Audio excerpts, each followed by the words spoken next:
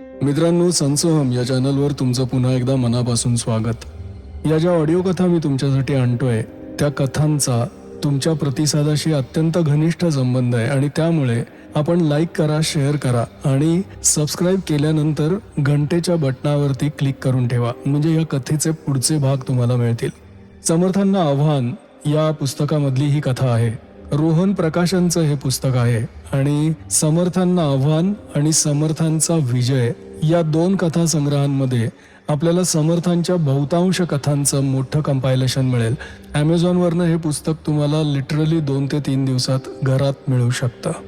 त्यासाठी तुम्हाला लिंक खालती मी देऊन ठेवतोय, ती पाहिली तर तुम्हाला या सर्व समर्थ कथा एका ठिकाणी उपलब्ध राहतील. संसोहम या चॅनलवर अत्यंत सातत्यपूर्ण पद्धतीनं बहुतांश नारायण धारप यांच्या कथांचे मी आजपर्यंत 500 पेक्षा जास्त अपलोड्स उपलब्ध करून दिलेले आहेत. तुम्हाला या कथा कशा वाटतात हे तुमच्या प्रतिक्रियेनेच मला कळणार आहे, त्यामुळे कॉमेंट करायला विसरू नका. मृत्यूजाल. लेखक नारायण धारप. मृत्यूजाल. सकाळच्या वेळी चाललेल्या त्या आनंद कीर्तिकरला मी बाहेरच्या मोठ्या हॉलमध्येच बसवून घेतलं होतं. समर्थांची बाहेर यायची वाट पाहत असताना मी आनंदचं सहज निरीक्षण करत होतो. चेहऱ्यावरून तो 30-31 वर्षांचा वाटत होता. सावळा वर्ण असला तरी चेहऱ्याच्या तरतरीतपणानं तो वर्णही त्याला शोभत होता. आता त्याच्या चेहऱ्यावर एक जराशी व्यग्र कुतूहलाची भावना होती.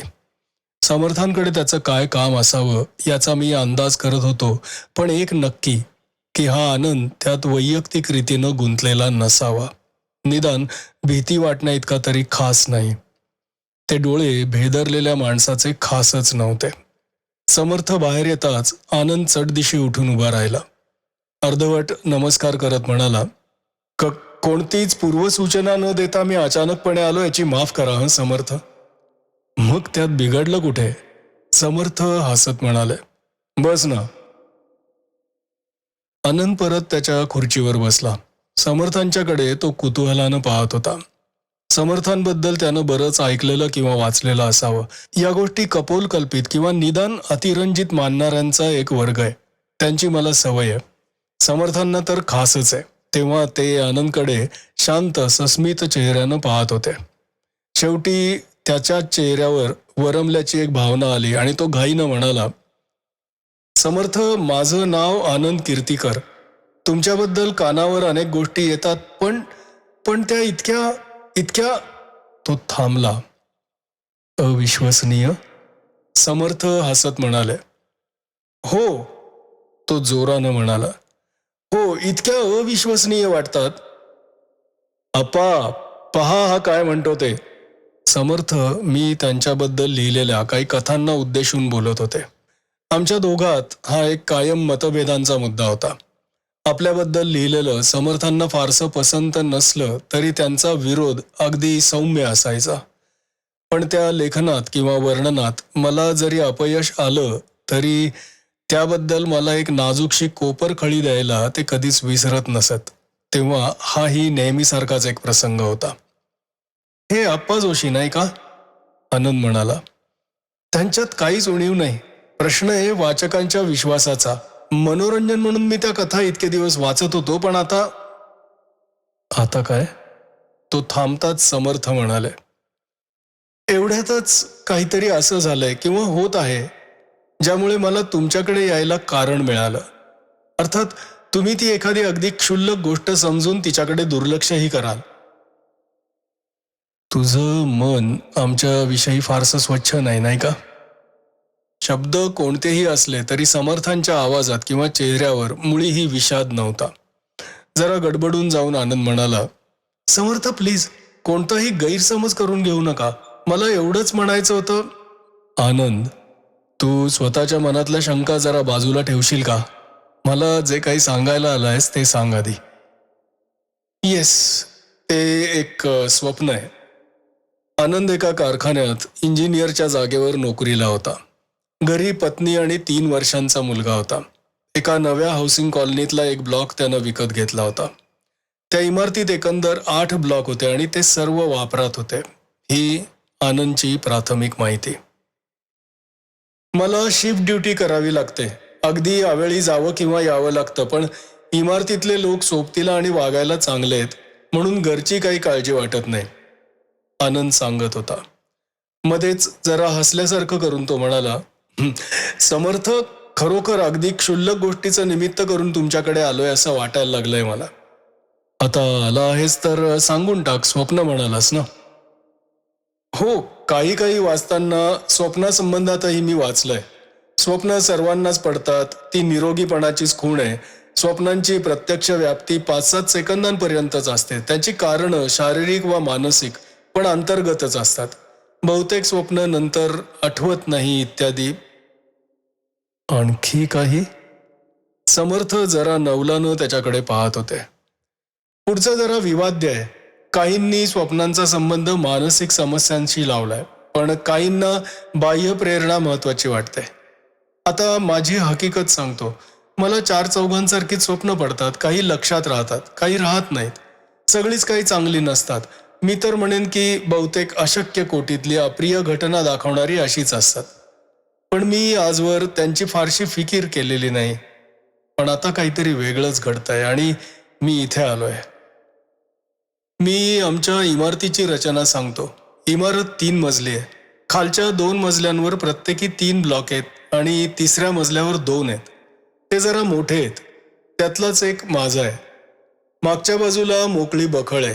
आमच्या सोसायटीनंच तीही विकत घेतली आणि तिथे बांधकाम होणार आहे असं ऐकतो, पण सध्या ती रिकामीच आहे. बखळ आणि इमारत यांच्यात एक हेज आहे. सध्या तरी ती चांगली फोफावलेली आहे. इमारतींच्या मागल्या अंगास फरसबंद अंगण आहे. तिथे गाड्या, स्कूटर वगैरे असतात. मी मागच्या बाजूचं एवढं वर्णन का करतोय ते मग तुमच्या लक्षात येईल. तर मग माझं स्वप्न. आता यात विशेष असं आहे की कमीत कमी 3 वेळा तरी मला ते पडल्याचं आठवतं. त्यातले प्रसंग तेच नाहीत, पण पार्श्वभूमी तीच आहे यात शंका नाही. पूर्वीही अनेक वेळा असलीच स्वप्न पडली असावीत असा माझा अंदाज आहे. कारण या मालिकेला सुरुवात केव्हा तरी झाली असलीच पाहिजे. पण पहिली स्वप्न माझ्या लक्षात नाहीत. मला ज्याची आठवण दुसऱ्या सकाळी स्पष्टपणे राहिली ते स्वप्नही तसं प्रत्यक्षात भयंकर नव्हतं. मला असं वाटलं की एका जुनाट, ओसाड, प्रचंड पण अंधाऱ्या इमारतीच्या मागच्या बाजूस मी उभा आहे. बस एवढंच. तिथे कसा आलो, त्या अवस्थेत किती वेळ उभा होतो याची तेव्हाही काही कल्पना नव्हती. मात्र एक आठवतं, काहीतरी विलक्षण, भयप्रद घडणारे अशी भयंकर भीती वाटत होती. स्वप्नातल्या भावना अतिशय शुद्ध, तीव्र, प्रत्यक्ष असतात. माझं सर्व शरीर या अनामिक भीतीच्या दडपणाखाली पिचून गेल्यासारखं वाटत होतं. त्या जागी क्षणभरही राहायची इच्छा नव्हती. पण शरीराच्या कोणत्याही अवयवावर अजिबात ताबा नव्हता. स्वप्नातला हाही अनुभव अनेकांना आलाय. ओरडता येत नाही, हालचाल करता येत नाही, एवढंच काय डोळ्याची पापणीही मिटता येत नाही. तेव्हा मी असा असहाय्यपणे त्या इमारतीच्या बंद दाराकडे पाहत उभा होतो. काहीतरी भयंकर होण्याची वाट पाहत, आणि एकाएकी समोरची इमारत विरघळून गेली आणि मी जागा झालो. नंतर मला नीटशी झोप लागलीच नाही. वाड्याची ती अंधेरी बाजू सारखी डोळ्यासमोर येत होती. त्या देखाव्यात काहीतरी ओळखीचं वाटत होतं, पण निदान त्यावेळी तरी ते काय याचा मला उलगडा झाला नाही. अर्थात मला कल्पना नव्हती की या प्रकाराची पुनरावृत्ती होणार आहे. पुनरावृत्ती नाही, पण एका चढत्या श्रेणीत प्रगती म्हणा. हा पहिला प्रकार सुमारे 2 महिन्यांपूर्वी झाला. त्यानंतर सुमारे 10 दिवसांनी मला परत तेच किंवा तसलंच म्हणा स्वप्न पडलं. ते पाहत असतानाही मागच्या प्रसंगाची आठवण मनात जागी होती. नकळत दोन्ही देखावे मी मनाशी पडताळून पाहत होतो. तोच तो उभा, बंद, अंधाऱ्या इमारतीचा पार्श्वभाग, तीच ती बखळ, ती माझ्या ओळखीची वाटत होती. दुसरा विचार मनात आला, ही वेळ कोणती आहे? आकाश दिसत नव्हतं, अस्तित्वात नव्हतं, किंवा मला माझी नजर वर करता येत नव्हती. काहीही असलं तरी मनात आणखीही एक विचार होता. हा देखावा आपल्याला दिसतो कसा? अर्थात कोणत्याच प्रश्नाचं उत्तर मला मिळालं नाही. तेव्हा मी त्या बंद दाराकडे भयभीत नजरेनं पाहत उभा होतो, आणि ते दार सावकाश आत उघडत होतं. आत कोण उघडत होतं तेही दिसत नव्हतं. दार उघडल्यानं आतला काही भाग प्रकाशित होऊन दृष्टीस पडला म्हणाल तर तेही नाही. भिंतीत तो एक काळा चौकोन तयार झाला होता. एखाद्या जनावरानं जबड्याचा आव असावा तसाच. मी तिथे कशासाठी आलो होतो? या प्रसंगाचा केवळ निरीक्षक होतो की त्यात मी प्रत्यक्ष खेचला जाणार होतो? अंधाराच्या विहिरीत उघडलेलं हे दार आतून कोणी उघडलं? त्यातून कोण किंवा काय बाहेर येणार होतं? थिजल्या अवस्थेत उभा असताना हे असले अनेक विचार मनात गर्दी करत होते आणि त्या सर्वांवर प्राणांतिक भीतीचं गडद सावट होता. त्या क्षणापुरती ती भीतीची भावना सर्वग्राही होती, खरी होती, जीवाला चटका लावणारी होती, अजूनही अनामिक पण काळजाचं पाणी पाणी करणारे. आणि पुन्हा पाहता पाहता समोरचा तो देखावा विरघळला. मी जागा झालो, देवाचे आभार मानत जागा झालो. आनंद काही क्षण गप्प बसला. आम्हीही काही बोललो नाही. तुमच्या लक्षात येईल की लागोपाठ दोनदा पडलेल्या या स्वप्नांनी मी पुरा हादरलो होतो. शारीरिक किंवा मानसिक कारणं त्याच्या स्पष्टीकरणासाठी पुरी पडणार नाहीत अशी मला शंका वाटत होती. प्रकरण एवढ्यावरच थांबणार नाही.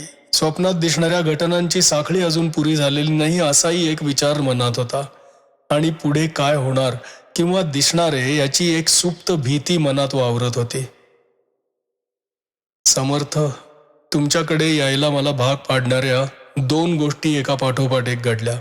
एक म्हणजे त्यात स्वप्नाची पुनरावृत्ती झाली आणि स्वप्नात दिसणारी जागा कोणती ते मला समजलं. 3 दिवसांपूर्वी मी रात्रपाळीहून रात्री 1च्या सुमारास परत आलो. स्कूटर इमारतीच्या मागे अंगणात ठेवून मी परत निघालो होतो. सहज माझं लक्ष मागच्या रिकाम्या बखळीकडे गेलं आणि मी खिळल्यासारखा जागच्या जागी उभा राहिलो. कारण हा देखावा मी पूर्वी पाहिला होता, पण जागेपणी नाही, स्वप्नात. तीच ती झाकोळलेली रात्र, संदिग्ध प्रकाश, ओसाड, निशब्द शांतता, तेच ते एकाकी वृक्ष. म्हणजे मला रात्री स्वप्नात हीच जागा दिसत होती. एक समाधान होतं. नेहमीच्या पाहण्यातली, मनानं सहज टिपलेली ही जागाच रात्री दिसत होती, कोणती अनोळखी जागा नाही. स्वप्न एवढ्यावर थांबली असती तर जरा प्रयासानं मी तो सर्व प्रकार विसरून गेलो असतो. पण रात्री पुनरावृत्ती झाली नाही, पुढची पायरी गाठली गेली आणि म्हणून मी तुमच्याकडे आलोय. मी त्या इमारती मागे उभा होतो. समोरचं दाराचं काळं भगदाड वासलं होतं आणि इमारतीच्या आतून मला कोणीतरी खुणावून बोलवत होतं. आत कोण होतं? मला स्वप्नात अर्धवट कल्पना असली पाहिजे. अंधारावरही आपली काळी छाया उमटवणारी एक काळी कुट्ट आकृती दाराच्या आत उभी होती. दोन्ही हात सावकाश हल्ल्याचा भास होत होता. हालचालीत एक प्रकारचा अधिकार होता, गुर्मी होती. हालचालीचा अर्थ उघड होता. पुढे येण्याची ती आज्ञा होती आणि आज्ञा पाळली जाईल याबद्दल कोणतीही शंका नव्हती. पुढे जाण्यात धोका आहे, मोठा धोका आहे. पुढे जाणं टाळलं पाहिजे, विरोध केला पाहिजे, बचाव केला पाहिजे, इथून हल्लं पाहिजे. मनात एकामागून एक विचार येत होते. पण भयंकर गोष्ट, माझी पावलं सावकाश सावकाश त्या दाराच्या दिशेनं पडत होती. मनातली अनिच्छा, भीती, मनातला विरोध, सर्व काही पोकळ होता. तारा लावून खेचल्यासारखी पावलं पुढे पुढे पडतच होती. असा विलक्षण आगतिकपणा, अशी असहाय्यता माणूस स्वप्नात अनुभवतो. पुढे काय झालं असतं मला माहीत नाही. त्या दारापर्यंत मी खेचला गेलो आणि एकदम जागा झालो, थरथरत्या शरीरानं, घामानं ओलाचिंब होऊन. आनंद बोलायचा थांबला. बराच वेळ काही विचार करून मग समर्थ म्हणाले, आनंद, स्वप्नांबद्दल तू बरंचसं वाचलेलं आहेस. तुझी माहिती संपूर्ण नसली तरी जी आहे ती खरी आहे. तुझ्या प्रकृतीवरून आणि एकंदर वागण्यावरून मला असं वाटतंय की या स्वप्नांचा उगम तुझ्या स्वतःमध्ये नसावा. म्हणजे असं की काही शारीरिक किंवा मानसिक दोषानं ती उत्पन्न झालेली नाहीत. तेव्हा त्यांचं कारण तुझ्या व्यतिरिक्त इतरत्र, म्हणजे बाह्यसृष्टीतच शोधायला हवं. त्याआधी थोडा प्राथमिक विचार करूयात. ही स्वप्न तुलाच का दिसावीत आणि एवढ्यातच का दिसायला लागावीत? तुझ्यामध्ये असा काही खास रिस्पॉन्स आहे का? आणि एवढ्यातच तुमच्या इमारतीत काही अनपेक्षित घटना घडली आहे का? हे 2 प्रश्न महत्वाचे आहेत. आता पाहू, तू कसल्या कारखान्यात काम करतोस? विजेची उपकरणं बनवण्याचा कारखाना आहे. तुझं तुझं काम कोणत्या प्रकारचं आहे? म्हणजे असं की यंत्रांशी तुझा प्रत्यक्ष संबंध येतो का? हो, तर यंत्रांची सेटिंग्स बघायला लागतात. काही नादुरुस्त झाली तर त्यांची तपासणी आणि दुरुस्ती करावी लागते. प्रत्येकाशी विजेच्या प्रवाहाचा काही संबंध आहे? हो, पण ती सर्व साधी 3 फेजवरची यंत्र आहेत. गेल्या काही महिन्यात काही विशेष घडलं का? नीट आठव. एखादं यंत्र नादुरुस्त झालं, तुला एखादा विजेचा झटका बसला, असलं काही? डोळे बारीक करून आनंद काही वेळ त्याच्या आठवणी शोधत राहिला. तसं काही आठवत नाही समर्थ. नाही म्हणायला नेहमीपेक्षा वेगळी अशी एकच गोष्ट झाली. माझा एक सहकारी अमेरिकेला गेला होता. त्यानं येताना काही रिले आणि काही यंत्र आणली होती दाखवायला. ती तो एकदा घेऊन आला होता. त्यातलं एक बरोबर काम करत नव्हतं. ते आम्ही सर्वांनी उघडून पाहिलं. त्याच्यात बरंच स्पार्किंग होत होतं आणि शेवटी ते दुरुस्त झालंच नाही. बाकी काही नाही. मग असू दे. आपण एक तात्पुरता अंदाज करू शकतो की या वेगवेगळ्या संमिश्र विद्युत किरणांचा तुझ्यावर काहीतरी परिणाम होऊन तुला या वेगळ्या प्रकारांची जाणीव होऊ लागली. म्हणजे तुम्ही ज्या उदबत्त्या वापरता तसलाच परिणाम? हो, जवळजवळ तसाच. हा अंदाज जर खरा असेल तर तुझ्या दृष्टीनं एक समाधानाची गोष्ट आहे. तू केवळ योगायोगानं या प्रकारात ओढला गेलायस. हे कसं काय ते तरी सांगा, आनंद म्हणाला. तुझ्या वर्णनावरून असं दिसतं की ज्या वास्तूच्या जागी तुमची नवी इमारत उभी आहे त्या मूळ वास्तूचा यात संबंध आहे. मला तर असं वाटतं की स्वप्नात तुला ती मूळची इमारतच दिसत असावी. त्याचा निर्णय सहज करता येईल. त्या जुन्या इमारतीचा एखादा फोटो सापडू शकेल किंवा पूर्वी ती पाहिलेल्याकडून तिचं वर्णन मिळू शकेल. पण आता एक नवाच मुद्दा समोर येतो. हे जर खरं असेल तर त्या मूळ वास्तूशी म्हणजे पर्यायानं त्यात राहणाऱ्या लोकांशी याचा संबंध आहे. आपल्याला तीही माहिती काढायला हवी. मूळ मालक कोण होते? इमारत विकली ती विपन्नावस्था आल्यानं विकली का? कोणाला विकली? मालकांपैकी कोणी सध्या हयात आहे का? ही सर्व माहिती काढणं जरूर आहे. आनंदच्या चेहऱ्याकडे एक नजर टाकत समर्थ जरा हसत म्हणाले, आनंद, तुला हा जर व्यर्थ खटाटोप वाटत असेल तर तुझ्यासाठी माझ्याजवळ एक साधा उपाय आहे. या स्वप्नांचा त्रास मी 1-2 दिवसात थांबवू शकेन. पण मी तुला तसा सल्ला देणार नाही. हा त्रास कसा थांबणार? आनंदनं कुतूहलानं विचारलं. मोहिनी तंत्रातला तो एक अगदी क्षुल्लक भाग आहे. बाह्य संवेदनांचे ज्या ठिकाणी अर्थपूर्ण परिवर्तन होतं तिथेच ही एक प्रकारची चाळणी येईल. संवेदना अर्थ बदलून आत शिरतील आणि जी आजवर तुला दुःस्वप्नांच्या रूपानं दिसत होती तीच दृश्य आता साधी दिसतील आणि मग तुला ती आठवणारही नाहीत. मग तुम्ही त्या विरुद्ध का आहात? कारण तुझी जाणीव केवळ निरीक्षकाची एकतर्फी आहे असं मला वाटत नाही. तू काही केवळ एखादा देखावा त्रयस्थासारखा पाहत नव्हतास. तिथे कोणीतरी आहे, त्याला तुझ्या अस्तित्वाची जाणीव आहे. तुला त्या इमारतीत बोलावून ती आणखी आत गुंतवण्याची खटपट करतेय. तुझी स्वप्न बंद झाली तर तो आणखी एखाद्या वेगळ्या आणि कदाचित धोक्याच्या मार्गाचा वापर करील. तेव्हा ते हाताळणं कदाचित कठीण जाईल. जरा नवलानं आनंद समर्थांकडे पाहत होता, अगदी टक लावून. मग स्वतःशीच मान हलवत तो म्हणाला, नाही, केवळ मला घाबरवण्यासाठी तुम्ही हे बोलत असाल यावर तरी माझा विश्वास बसत नाही. ठीक आहे, या बाबतीत मी तुमचा सल्ला मानतो. तुम्हाला योग्य वाटेल तसं करा. माझं तुम्हाला सर्व बाबतीत संपूर्ण सहकार्य राहील. छान, माझी हीच अपेक्षा होती. आता मी आवश्यक ती सर्व माहिती गोळा करतो. तुझा पत्ता देऊन ठेव. योग्य वेळ आली की मी तुझी गाठ घेईन. त्याआधीच, कारण याला 2-3 दिवस तरी लागतील, तेव्हा त्याआधीच जर तुला याच स्वप्नाचा पुढचा अनुभव आला तर मला ताबडतोब भेट. तोपर्यंत नमस्कार. आनंदनं त्याचा पत्ता आणि खाणाखुणा सांगितल्या आणि मग तो गेला. कोणत्याही गोष्टीचा तपास करण्याचे समर्थांचे मार्ग अनेक असतात. अगदी अनपेक्षित ठिकाणी त्यांचा शब्द प्रमाण मानणारी माणसं निघतात. तेव्हा आनंदच्या इमारतीबद्दलचा शोध म्हणजे अगदी मामूली बाब होती. 2-3 दिवसातच समर्थांना हवी ती सर्व माहिती मिळाली. हे पहा आप्पा, टेबलावर एक मोठा कागद उलगडीत समर्थ म्हणाले, कागदावर एका इमारतीचं रेखाचित्र होतं किंवा दोन चित्र होते. एक दर्शनी भागाचं, दुसरं पिछाडीचं. या जागेवर आनंदची सध्याची इमारत बांधलेली आहे. मूळ मालकांचं नाव प्रभू असं आहे किंवा होतं.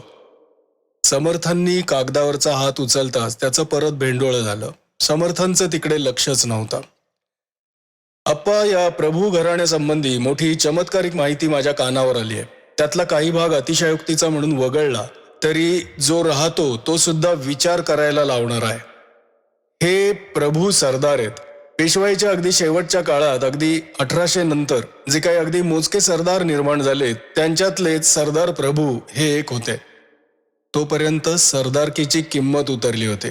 तेव्हा या प्रभूंनी कोणासाठी काय केलं हे जरा रहस्यमयच आहे. त्यांच्या संबंधी एकच बोलवा सूचक आहे. हे मूळ प्रभू जारण मारण वशीकरण या विद्येत निष्णात होते. कारस्थान प्रतिकारस्थानांच्या त्या मामल्यात अशा माणसास नक्कीच खूप मागणी असली पाहिजे यात शंका नाही. इथे त्यांचा मळा होता.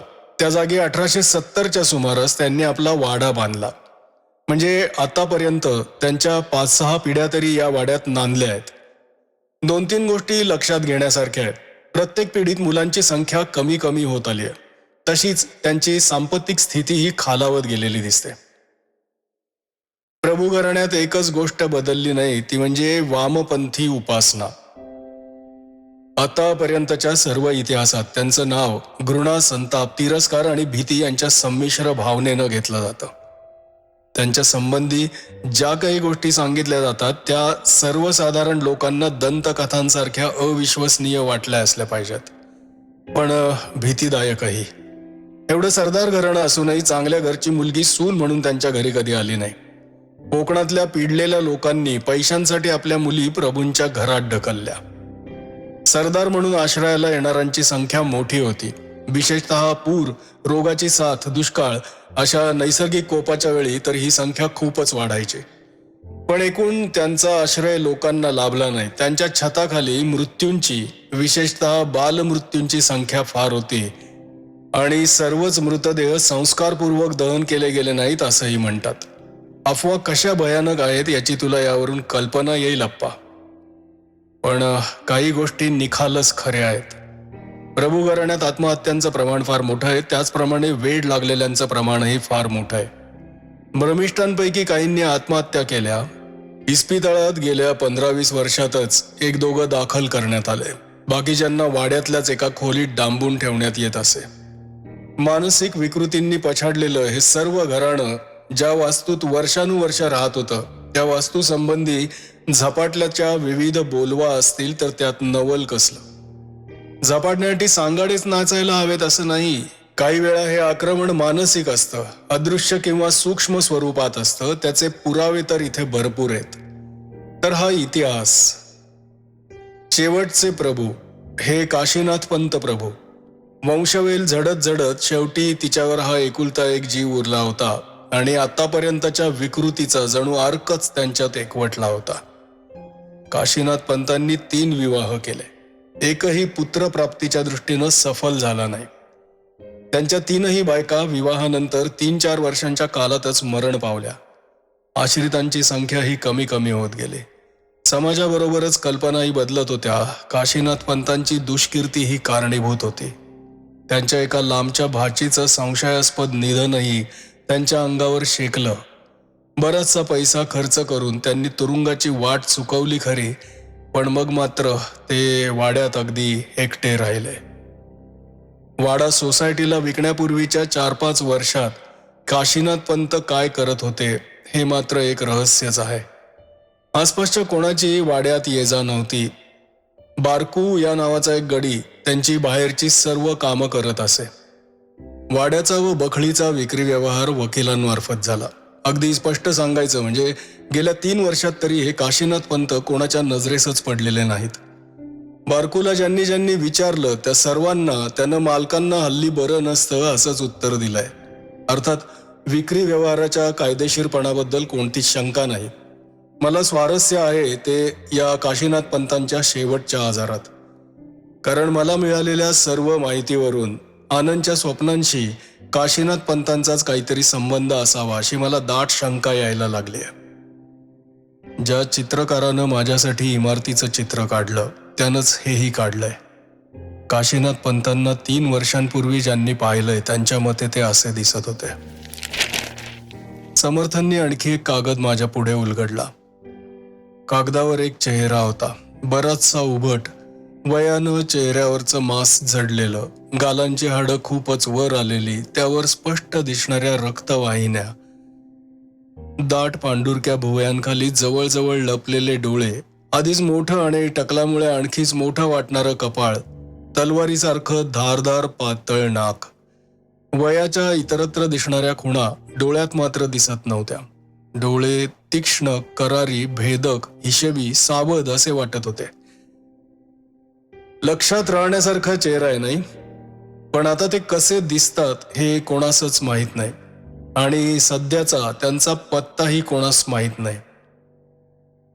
काशीनाथ पंतांना समर्थांच्या विचारात काहीतरी खास महत्व होतं. मला तरी अजून आनंदची स्वप्न हा एक मामूली प्रकार वाटत होता, पण समर्थांची अनुभवी बुद्धी, तर्काचे आणि अंदाजाचे अदृश्य टप्पे पटापट ओलांडून एव्हानाच कोणत्या तरी महत्वाच्या निर्णयापर्यंत पोहोचली होती हे उघड होतं. अर्थात त्यांचं समाधान झाल्याखेरीज ते उघडपणे काही बोलणार नाहीत हेही मला सवयीनं माहीत झालं होतं. वाडा आणि बखळ यांच्या विक्रीचे सुमारे 2.25 लाख रुपये काशीनाथ पंतांनी रोख रकमेत घेतले. त्यांनी म्हणजे त्यांच्या वकिलांनी. व्यवहार पूर्ण झाल्याच्या संध्याकाळी काशीनाथ पंत आणि बारकू वकिलांकडे गेले होते. काशीनाथ पंत स्वतः आले होते का याची मी स्वतः खात्री करून घेतली, पण त्याला वकिलांनी जरी होकारार्थी उत्तर दिलं तरी ते स्वतः कशानं तरी अस्वस्थ झालेले दिसत होते. मी त्यांना जास्त खोदून विचारलं नाही, पण माझी खात्री आहे की ते स्वतःच 1-2 दिवसात स्वतःहून सांगतील. असो, नंतर काशीनाथ पंत कुठे गेले हे त्यांना माहीत नाही. त्यांची दुसरी एखादी प्रॉपर्टी असली तर ती त्यांना ठाऊक नाही आणि ते माझ्यापासून काही लपवून ठेवत नव्हते हेही नक्की.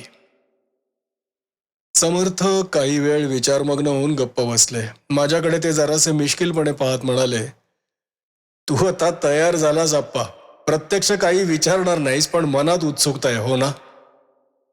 हो. मला वाटतं की शेवटच्या काही वर्षात काशीनाथ पंतांना काहीतरी मोठा आजार झाला असावा. हे इस्टेट विकणं आणि रोख रक्कम घेऊन गडप होणं हा सर्व एका ठरलेल्या कार्यक्रमाचा भाग आहे. आनंदची स्वप्न हा सुद्धा त्यातलाच एक भाग असावा. आनंदला काहीतरी मोठा धोका आहे असं मला मनोमन वाटतं. हे 4 दिशांना जाणारे धागे एकत्र आले म्हणजे जे चित्र तयार होईल ते मुळीच चांगलं असणार नाही. आणि आता आपला आनंद, त्याला येऊन 3 दिवस झाले नाही का? मला वाटतं आपण एक चक्कर टाकावी त्याच्याकडे. अर्थात आत्ता नाही आणि त्याला कळवूनही नाही. रात्री जाऊ. रात्र वद्य पक्षातली होते, पण केवळ प्रकाशित आणि अंधारलेली अशी रात्रीची 2च रूपं नाहीत. रात्रीला असंख्य रूपं असतात, मला अनुभवानं माहिती आहे. रुपेरी चांदणं, मंद वारा, आल्हाददायक सुवास हा सर्व एक पातळ झिरझिरीत पडदा आहे. त्यामागे रहस्य आहे, शोधणारी नजर मात्र हवी. मग रात्रीचे काळे पडदे उलगडतात. ती अमानवी रंगभूमी भेसूर आणि घातकी आकारांच्या तांडवासाठी खुली होते. बेसावत किंवा अनभिज्ञ मानवासाठी ती जागा आणि ती वेळ नाहीच. जवळपासच्या जो वातावरणात आनंद राहत होता ती इमारत अगदीच विसंगत दिसत होती. नव्या शिल्पशास्त्रातल्या काटकोनातल्या काटेकोर रेषा, मोठमोठे रिकामे पृष्ठ, पोर्चेस, सनब्रेकर्स, सगळंच आधुनिक. आत्ताच्या वेळी एखाद दुसऱ्याच खिडकीत दिव्याचा प्रकाश दिसत होता. वरचा आनंदचा फ्लॅट तर संपूर्ण अंधारात होता. बिल्डिंगला बाहेरूनच वळसा घालून आम्ही मागच्या बाजूस आलो. तिथे ती रिकामी बखळ होती. समर्थ एकदम पुढे गेले नाहीत. रस्त्याच्या कडेपाशी उभे राहूनच ते बखळ आणि इमारतीचा मागचा भाग यांचं निरीक्षण करत होते. मागे स्वयंपाकघरं आणि सॅनिटरी ब्लॉक्स होते. खालचं मोठं जाळीचं दार बंद होतं. आतल्या भागात एक क्षीण दिवा मिणमिणत होता. अजूनही मला तरी तो एक साधा रात्रीतला जरा शांत म्हणा हवं तर असाच देखावा वाटत होता. समर्थांच्या खास नजरेला तिथले आणखी काही सूचक दिवे दिसत असले तर ते मला माहीत नव्हते. मी समर्थांकडे पाहिलं. त्यांच्या कपाळावर विचाराच्या आठ्या होत्या. किंचित गोंधळल्यासारखी त्यांनी स्वतःशीच एक दोनदा मान हलवली. मग सावकाश पुढे होत ते रिकाम्या बखळीत आले आणि इमारतीच्या मागच्या दारासमोर उभे राहिले.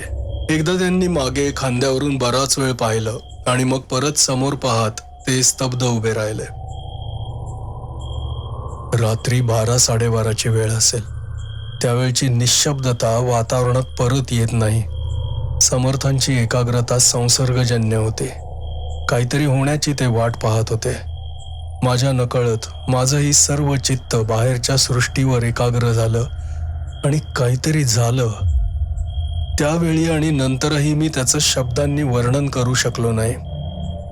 लांबवर स्फोट व्हावा, त्याच्या आघातानं घर हादरावं, त्या हादऱ्यानं एखादं भांडं खण्ण अशा आवाजात घुमावं, त्या घुमण्यावरून मूळ स्फोटाची काय कल्पना येईल.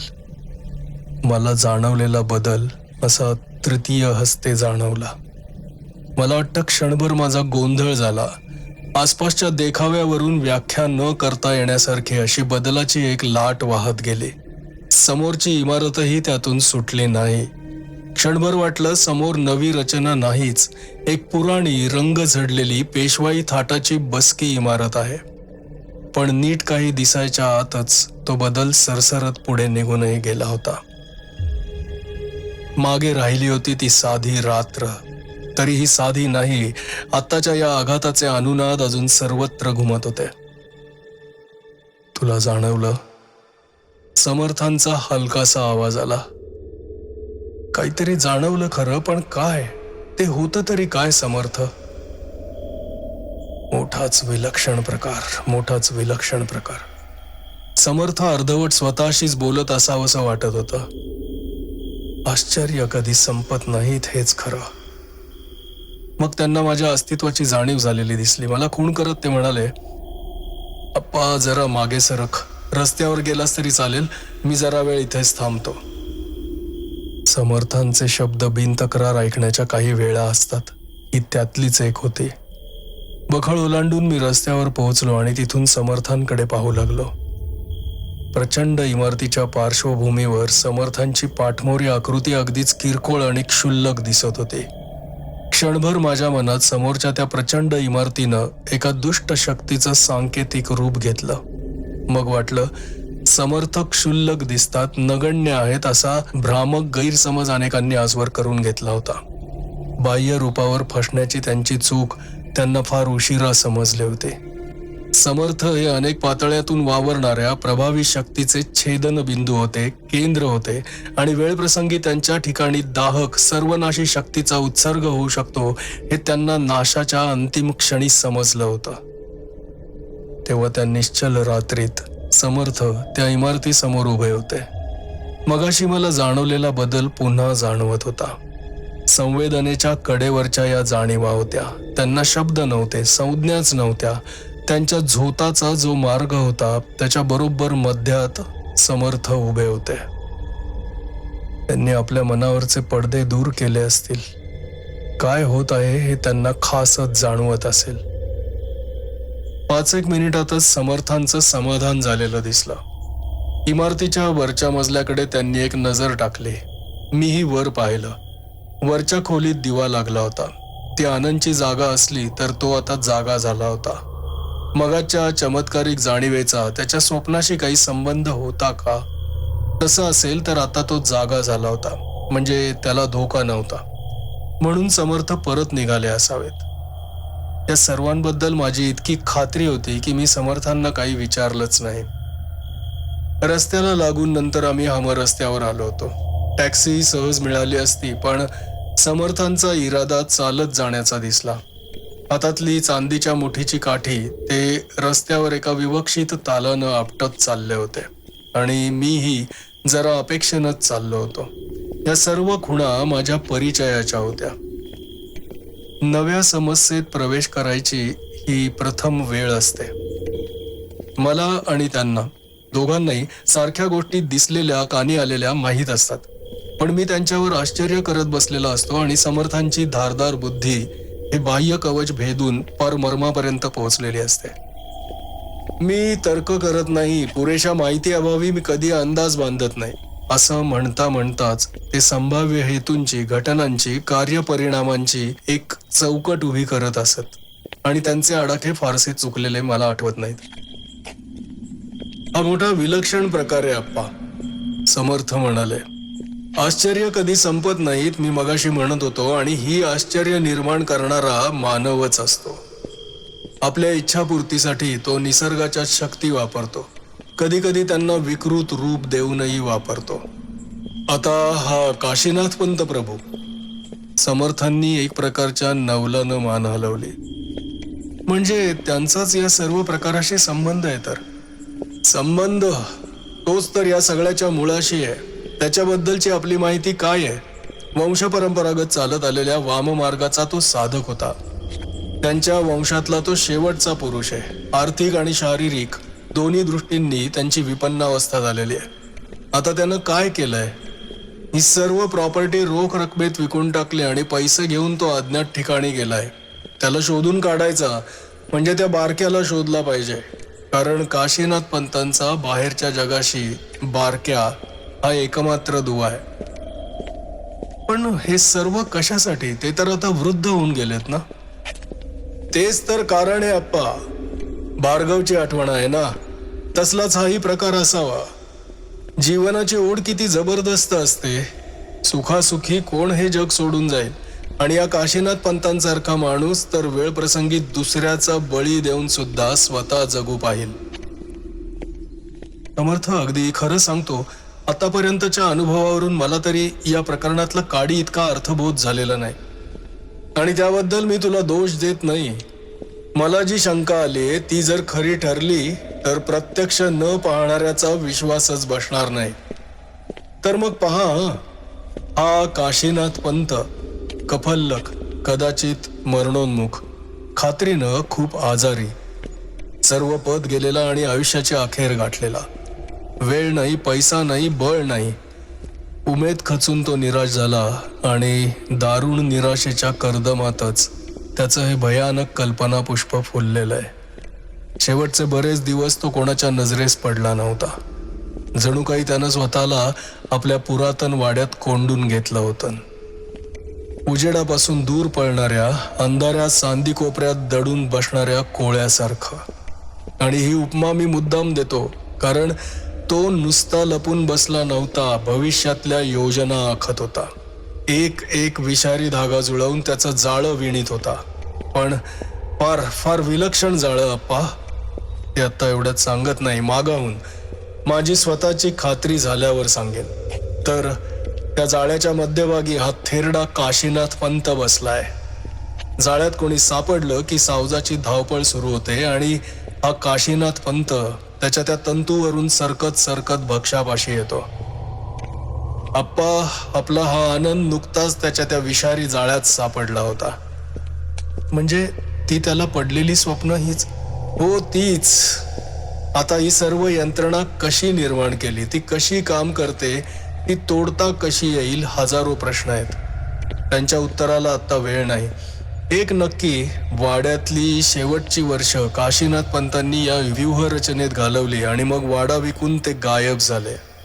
त्यांची गाठ पडेल तेव्हा बऱ्याच गोष्टींचा उलगडा होईल. समर्थ यापेक्षा जास्त काही सांगणार नव्हते हे उघड होतं. काही वेळा माझ्या बचावासाठी त्यांनी मला अज्ञानात ठेवलं होतं, पण ही वेळ तशी नसावी असं मला वाटत होतं. घटनांची सर्वसामान्य दिशा समर्थांना आकलन झाली असली तरी अनेक तांत्रिक बारकावे अजून त्यांच्या दृष्टीआडच होते. अ पासून ज्ञ पर्यंत प्रसंगाची कार्यकारण भावानं घट्ट जखडलेली साखळी जेव्हा त्यांच्या मनात पुरी होईल तेव्हाच ते बोलतील. तोपर्यंत मी आश्चर्य करायला रिकामा होतो. त्या म्हाताऱ्या काशीनाथ पंतांनी अशी काय रचना केली असेल की जी प्रत्यक्ष इमारत पार जमीनदोस्त झाल्यावरही कार्यरत होती, बेसावत जीव सापळ्यात अडकवत होती. कारण दाराच्या आतून जे कोणी आपल्याला अधिकारानं आणि त्वरेनं आत बोलावतंय असं आनंदला वाटलं होतं, ते काशीनाथ पंतच असले पाहिजेत यात मला तिळमात्र शंका नव्हती. त्यांच्या जाळ्याची टोकं वर्षाच्या अंतरावर टांगले होते आणि त्यांच्या जाळ्यांचे तंतू लोकांच्या स्वप्नसृष्टीतून जात होते. मोठं विलक्षण खरंच. आनंद दुसऱ्या दिवशी सकाळी आमच्याकडे हजर झाला. त्याच्या चेहऱ्यावरचं पूर्वीचं कुतूहल जाऊन तिथे आता भीती आली होती. खुर्चीवर बसल्या बसल्या सुद्धा त्याची सारखी चुळबुळ चालली होती. मनाची अस्वस्थता काही केल्या लपत नव्हते. काल रात्री पुन्हा ते स्वप्न पडलं समर्थ, तो दबलेल्या आवाजात म्हणाला. पूर्वीपेक्षा काही वेगळं दिसलं का? समर्थ शांतपणे विचारत होते. वेगळं काय झालं ते प्रत्यक्षात सांगतो. तीच ती रात्रीची वेळ, तीच ती जुनी इमारत, तेच ते उघड्या दाराचं काळं भगदाड आणि तीच ती प्रभावी हाक, आत ये, आत ये. मनाचा सर्व विरोध विरघळत होता. शरीराच्या कणाकणांवर कसलं तरी आकर्षण होतं. सर्व शरीर इच्छेविरुद्ध त्या काळ्या दाराकडे खेचलं जात होतं. आवाज असता तर मी खात्रीनं किंचाळलो असतो, पण काही नाही. वाईट वाईट, अगदी घाणेरडी जागा, ओकारी यावी असा कुचका वास. आनंद, तू दाराच्या आत गेला होतास का? समर्थांनी मध्येच त्याला थांबवून तीक्ष्ण आवाजात विचारलं. आत? अंगावर शहारा आणत आनंद म्हणाला. मला इतर काही माहीत नसलं तरी एक माहिती आहे, त्या दारातून एकदा आत गेलो की मग बाहेर येणं नाही. मी त्या दारापर्यंत खेचला गेलो होतो. दारापाशीच कसा तरी थांबलो होतो आणि त्या भगदाडातून तो घाणेरडा भपकारा लाटा लाटांनी येत होता. आनंद, समर्थ पुन्हा म्हणाले. नीट विचार कर, दिशांचा विचार कर. तुला ते दार नेहमीसारखं दिसत होतं का जमिनीतल्या एखाद्या तळघराच्या दारासारखं? खाली, आडवं, भुईसपाट होतं? दार नेहमीसारखंच असणार. आडवं असलं तर लक्षात आल्यावाचून राहिलं नसतं का? आनंद सुरुवातीला जोरजोरात बोलत होता, पण वाक्य संपत आलं तोपर्यंत त्याचा आवाज अडखळत खाली आला होता. त्याच्या चेहऱ्यावर एक नवच आश्चर्य दिसत होतं. समर्थ, आता तुम्ही म्हणालात तेव्हा मी नीट आठवतो आणि खरं काहीच सांगता येत नाही. दार नेहमीसारखंच होतं याची मी काही खात्री देऊ शकत नाही. म्हणजे आडवंही असू शकेल? हो शकेल, पण असं कसं? माणसाचं मन नेहमी ठराविक चाकोरीतूनच विचार करतं. हे पहा, आजपर्यंत तू हजारो दारं पाहिली असेल, त्यात आडवी किती होती? नाही बुवा आठवत आडवं पाहिल्याचं. बघितलंस, दार म्हटलं की जे नेहमी दिसतं तेच समोर येणार. असू दे, आणखी एक गोष्ट, नीट विचार कर. त्या दाराचा आतला काहीही भाग दिसत होता का? नाही, काहीही नाही. तू अडखळतोयस, स्पष्ट सांग. समर्थ, आतल्या अंधारात एक अगदी अस्पष्ट असा चेहरा दिसत होता. नीट काही दिसत नव्हतं, पण मनात अशी भावना होत होती की हा माणूस जिवंत नाही, मेलेला आहे. समर्थांनी कपाटात ठेवलेलं कागदाचं भेंडोळं काढलं आणि ते आनंद समोर उलगडलं. त्या चित्रावर एकच नजर टाकताच आनंद एकदम म्हणाला. समर्थ, हीच ती इमारत, हीच मला प्रथम पासून स्वप्नात दिसत होती. पण तुम्हाला हे चित्र कसं मिळालं? हा काही जादूटोणा नाही आनंद, समर्थ हसत म्हणाले. ज्या ठिकाणी आता तुमची सोसायटीची इमारत उभी आहे तिथेच ही वास्तू आधी होती. समर्थांनी काशीनाथ पंत प्रभूंची रेखाकृती आनंदला दाखवली नाही हे माझ्या ध्यानात आलं. त्यांचं त्यामागे काहीतरी खास कारण असणार. आनंद एकदम गंभीर झाला होता. खुर्चीवर जरा पुढे सरकून बसत तो म्हणाला. समर्थ, मला तुमची माफी मागायची. मी सुरुवातीस तुमच्याकडे आलो तेव्हा मनात एक अविश्वास होता. भूमिका पाखंडीपणाची होती. आता मला दिसतंय की हे प्रकरण वाटलं तितकं मुळीच साधं नाहीये, कदाचित धोक्याचंही आहे. अविश्वास किंवा पाखंडीपणा ही मनाच्या निरोगीपणाची खूण आहे आनंद. मात्र स्वतः घालून घेतलेले नियम स्वतः काटेकोरपणे पाळले पाहिजेत. समोर येईल तो पुरावा वस्तुनिष्ठपणे स्वीकारला पाहिजे. अविश्वासामागे जर अट्टाहास किंवा पूर्वग्रह असेल तर मात्र तो दोष मानायला हवा. मला आणखी एक विचारायचं होतं समर्थ. माझी पत्नी आणि लहान मूल त्या ब्लॉकमध्ये सुरक्षित असेल का? त्यांना काही धोका आहे?